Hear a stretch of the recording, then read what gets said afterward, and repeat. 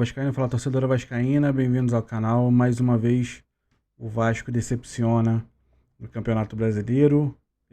Essa derrota se dá muito pelas invenções do Diniz, né? Então o Vasco hoje ele entrou com o Verratti, ele abandonou a escalação que ele havia feito contra o Santos, né? Teve a mudança também do Thiago Mendes, já que o Jair estava suspenso, e o Paulo Henrique acabou não jogando por uma indisposição que ele teve.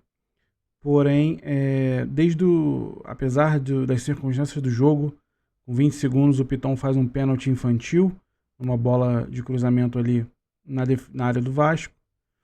E depois, com meio campo inexistente, desde o início do jogo, o Juventude consegue ampliar com uma bola que o Lucas Freitas não consegue cortar.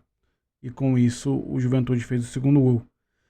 Desde o início do jogo, o Vasco estava sem meio campo. O meio campo do Vasco foi inexistente, inoperante. E parece que o Diniz não consegue perceber isso. Ele insistiu com o time no primeiro tempo. O primeiro tempo do Vasco foi bem abaixo.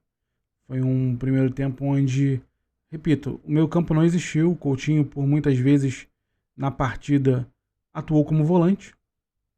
Não como meia, que ele atuou contra o Santos, né?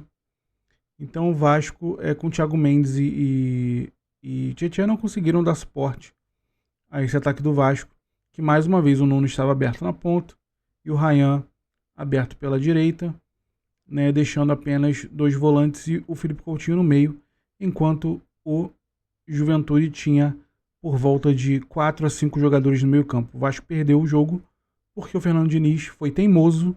Mais uma vez, a teimosia dele custa caro, a teimosia dele custa pontos.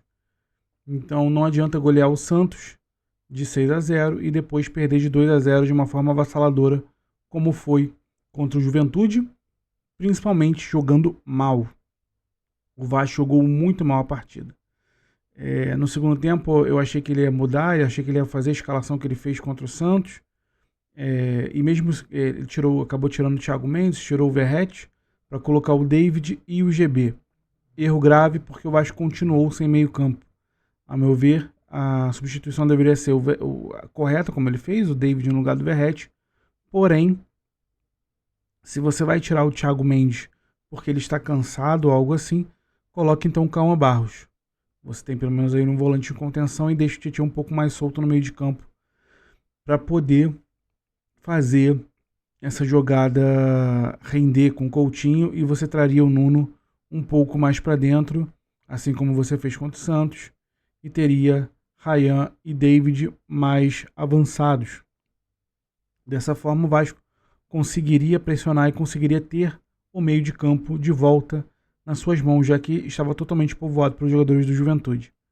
Mas o Fernando Diniz não optou por isso, ele optou pela teimosia dele, ele voltou com o Verratti no segundo tempo, só para depois tirá-lo, e aí deixou apenas o Tietchan como o volante de origem ali, coisa que o Felipe Coutinho teve que voltar, e mais uma vez os mesmos erros das outras partidas. O Felipe Coutinho volta, se desgasta, Nuno volta, se desgasta, e não conseguem fazer o meio campo do Vasco render.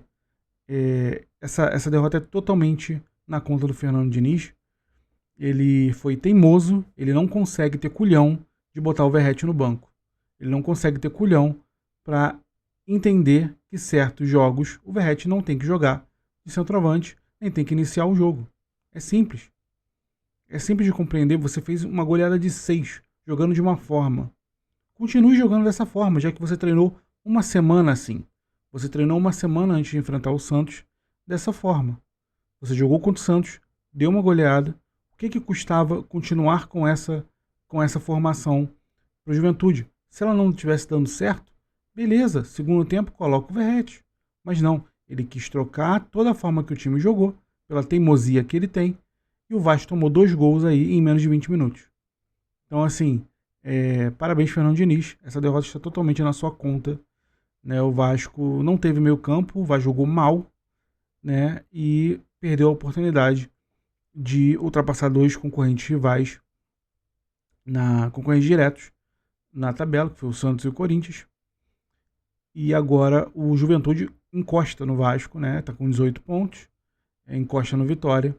E o Vasco tem que vencer o Corinthians agora, se ele não quiser voltar para a zona de rebaixamento lá no domingo.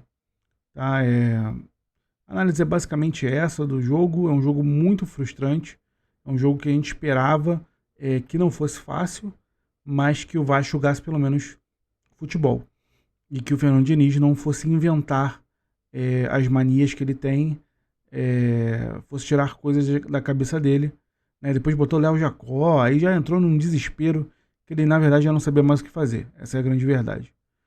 O Vasco perdeu porque ele perdeu o meio campo.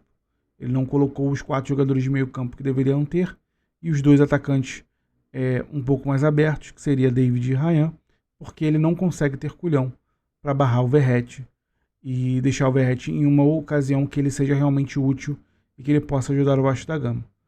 É isso, a derrota do Vasco, a explicação é basicamente essa.